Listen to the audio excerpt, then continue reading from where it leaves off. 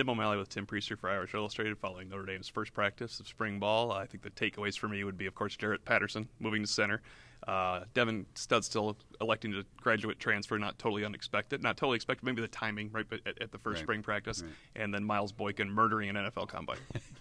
Yeah, we didn't get Boykin wasn't here. He was in Indianapolis. But, yes, we did see Jarrett Patterson, who looks like, for now, I mean, he's the starting center until somebody unseats him. And it doesn't sound like they're going to move a veteran player there. He's competing with Luke Jones, who's a little banged up with an ankle, and Zeke Corral, the early entry freshman. So, Patterson was impressive as a left tackle last year. They liked him a lot. We liked him a lot when he was coming out of high school. I know Jeff Quinn did as well. And right now he is the man at center until further notice, but it doesn't really sound like there's any competition from anyone older. Well, we know that last year Trevor Roulin told us he tore pec muscle on the left side and on the right side, and now he had arthroscopic knee surgery. Brian Kelly mentioned, as he said, a utility man. He is probably now. He can play both. He started at both guard spots at different times last year. We expect him to start at center now. It really seems like he will be a guy that is in spot duty. We believe, unless it's a really bad injury, he will, of course, remain with the squad as a fifth-year player. But Kelly actually said he's just not a guy that can do 70 snaps. Yeah, I guess we didn't fully realize the extent of his injuries. I mean, we knew what it was previously, but when he uses the term utility guy, they have to turn the page, and they move on with a very promising prospect, although one, of course, that hasn't had any playing experience on the collegiate level. In terms of defensive practice observations, who you see run out there with the 1s, 2s, and 3s is going to change a lot, especially not. Drew White was the number one Mike today. I don't think if we came back to the next practice, Drew White will be the number one Mike again, but it really illustrates there's a lot of competition, maybe more than we thought. John Jones ran up the 3s, Bo Bauer the 2s. I know the Mike just seems like it's completely wide open because that would be the inverse of what we would have expected. Yeah, well, Brian Kelly said on Friday that all of those guys were going to get an opportunity, so maybe they'll treat it like, today year 1, year 2, year 3, and then rotate through there.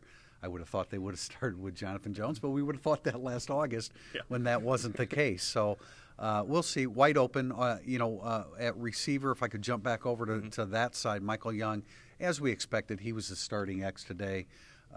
Kevin Austin was getting most of his work at W behind Chase Claypool, but as Brian Kelly said on Thursday, those three will kind of rotate between the two positions, which I think is a good situation for them.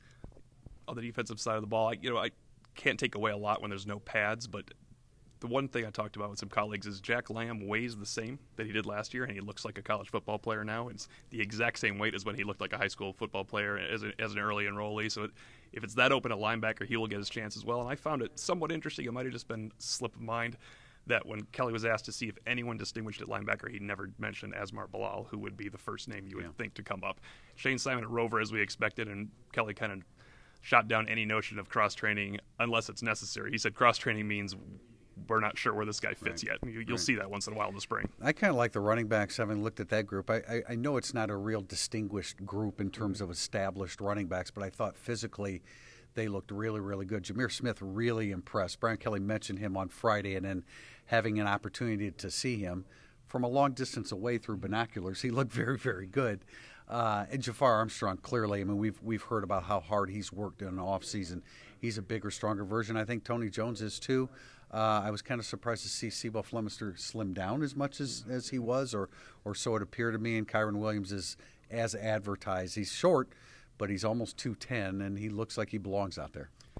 Both of our Irish Illustrated practice reports are posted on the website. We'll have follow-up stories on Sunday, and, of course, the podcast this week on Monday and on Friday following coordinator access on this coming Thursday.